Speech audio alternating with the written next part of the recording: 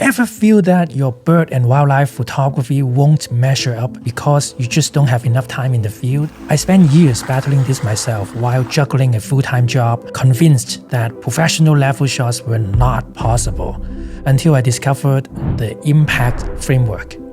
This strategy immediately elevated my photography, helped my students claim 14 of 32 top NAMPA awards this year, and earned me recognition from Nature TTL alongside world-class photographers. So in this video, I'm going to show you the one simple yet powerful shift that will transform your results completely.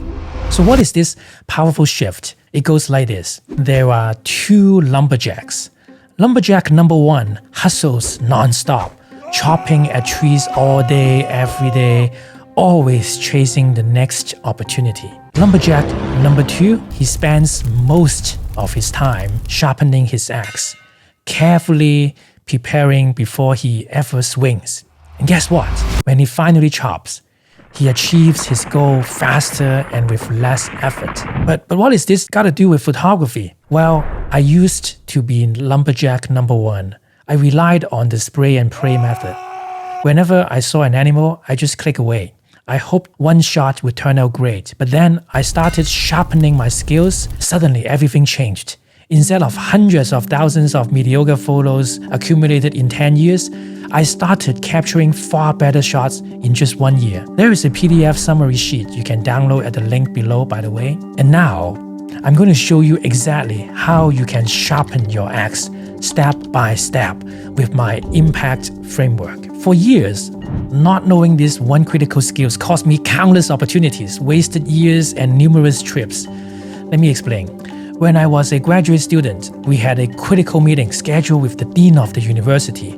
Just as we finalized our PowerPoint, boom, the entire town lost power. My professor panicked, but our lab director calmly said, "Forget the slides, just meet the dean downstairs."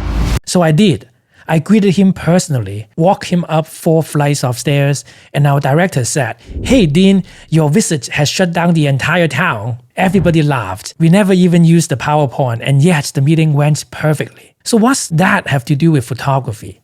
Nature rarely goes exactly as planned. If you are too rigidly attached to your original vision and feel frustrated, you'll miss incredible opportunities right in front of you. I experienced this firsthand in Denali National Park in Alaska. I wanted to photograph Dall sheep, the majestic white rams, but after days of rain, we found nothing.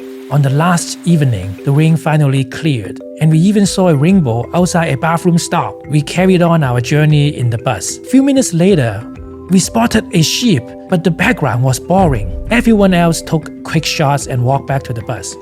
Suddenly, I remembered a famous Galen Rowell photo, a rainbow perfectly positioned behind the Potala Palace. Where was our rainbow now? I quickly turned and saw it further away on my left, but the sheep wasn't aligned. If I moved quickly along the cliff, I could line them up. So I sprinted 20 feet across slippery terrain. Everyone on the bus thought I was crazy because they already got their shots. So I kneeled down, looked through my viewfinder, and nearly fainted. The Dall sheep was perfectly framed against the rainbow. That image later became a 5-foot print exhibited in the California Gallery. I stands for improvise.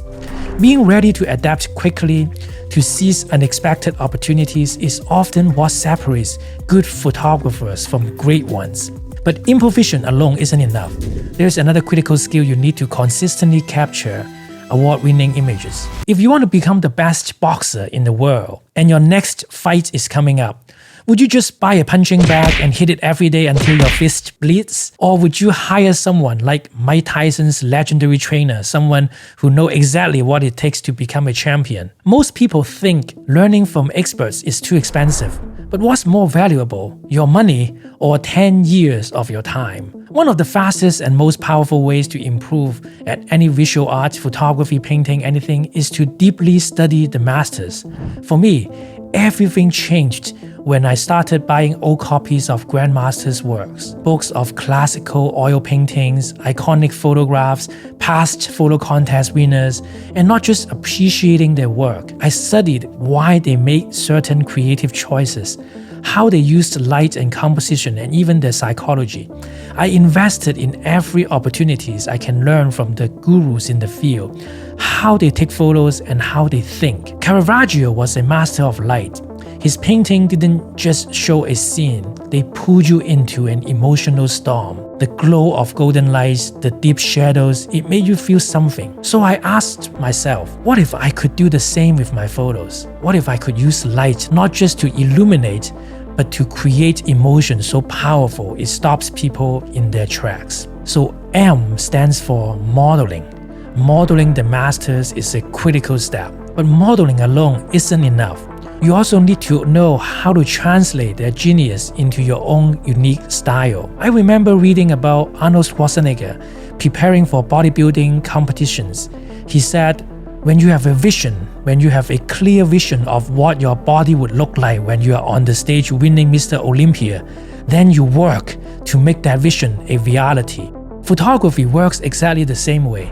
If you don't pre-visualize the photos you want, if you just show up and hope for the best, you'll rarely capture something outstanding. I learned this the hard way. Right before a photography trip, I suffered a painful herniated disc and almost cancelled everything. Instead of running around chasing opportunities like usual, I was forced to slow down and focus. I noticed a small area where the vegetation glowed red. I knew if the foxes appeared there, it would be perfect. Because I couldn't move around much, I stayed patient, waiting for the right moment where the light is in front of me. So I'm pre-visualizing a shot that would have backlit and fox.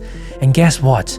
The foxes showed up and I captured this photo, which later won the wildlife category in Nature's Best Photography Winner Smith Rice International and was displayed at the Smithsonian Museum of Natural History in Washington, D.C. This is the power of pre-visualization. Know exactly the shot you want before you go. Want an animal against a purple background? Plan for it. Want golden hour lighting? Find the right time and place. Instead of following the crowd, go exactly where your vision takes you. But remember, modeling, pre-visualization, and improvising alone aren't enough. There is still more to the process. Now that you have taken tens of thousands of photos from each trip, and with the IMP component in impact, your keeper rate is much higher. But what would you do next to create maximum impact from your photo collection? So it goes like this. With my very strong and sexy Cantonese accent, I've always struggled to pronounce certain words clearly, especially rare and well. Every time I order a steak, I would try to say medium rare, but they're always bringing me medium well, completely ruining the steak. But what does that have to do with photography? So clearly understanding your audience preferences is critical. Posting on social media daily is fun, but it may take you 10 years to build a large audience or create real impacts that way alone. Prestigious photo contests, however, have esteemed professionals judging. Winning awards not only brings monetary benefits sometimes, but also leads to publications in major media outlets and international exhibits, potentially skyrocketing your photography career.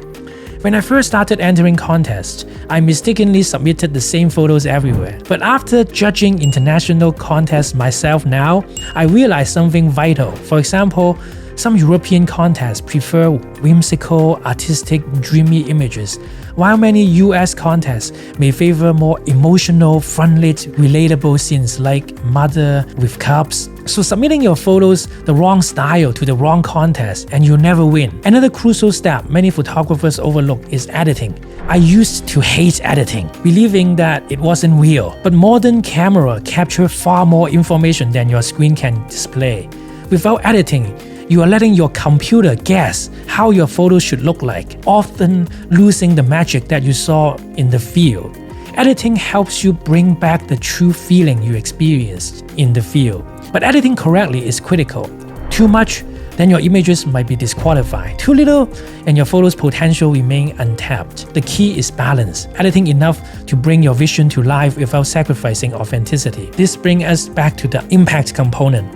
Modeling masters, pre-visualizing your shots, and improvising in the field. When you clearly understand editing, you can visualize exactly how post-processing will enhance your image even before clicking the shutter. This makes impact a powerful tool. each step reinforcing the others. So finally, the last 3 letters in impact stands for analyze, curate, and tuning. Analyzing means deeply understanding contests and publications and exhibits. Curating is selecting the perfect images for each audience. Tuning involves precise editing to maximum impact without losing authenticity. Mastering this impact framework has helped many of my students consistently win international awards. For example, my student Tori recently got category wins one after another in some prestigious photo contests because of applying this framework. I'm incredibly proud of their achievements. So in order to master bird and wildlife photography, you need to master your mindset, your skill set, and your tool set. The impact framework can help you master your skill set. But what about the tool set and the mindset? So in the next video, I'm going to show you what are the tool sets you need to master your skill. So check it out there. And also, I have created a PDF summary for this video. Make sure to download my free PDF in the link below. See you next time.